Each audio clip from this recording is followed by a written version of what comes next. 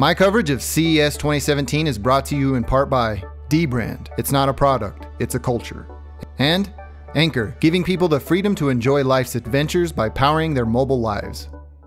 What's going on, everybody? My name is Tomas. The Panasonic booth had a bunch of stuff to take a look at, but the only thing that had my eye was the GH5. It's a 20.3 megapixel digital live MOS sensor with a max resolution of 5184 by 3888 when it comes to stills. It has a Venus engine image processor, which will allow you to capture 4K video with no crop and also shoot up to 60 frames per second UHD. Some of the video formats include 4096 by 2160, and that goes all the way up to 25 frames per second. And if you want to shoot 60 frames per second, you're going to drop it down a bit when it comes to resolution, as you're only capable of capturing 3840 by 2160 at that frame rate. One really interesting thing that the GH5 is bringing to the market is the internal 422 10-bit 4K video at 24 or 30 frames per second. So you're not going to be able to capture that 60 frames per second when it comes to 10-bit. The GH5 is bigger than the GH4, and I think they had to do that because they are including 5-axis sensor stabilization with dual IS2. The lenses that Panasonic is making will pair very well with the 5-axis sensor stabilization, in addition to having a lens that does the same. They work in tandem and they work really well together. The 3.2 inch 1.62 million dot free angle OLED touchscreen that is fully articulating on the GH5 was really phenomenal to look at. You could tell there is a significant difference between the GH5 and the GH4. It's a bit taller and you have more real estate to look at menu options. The sensor on the GH5 features an advanced DFD autofocusing system, which will allow you to capture 6K and 4K photos. The ISO was expanded to 25,600 and it has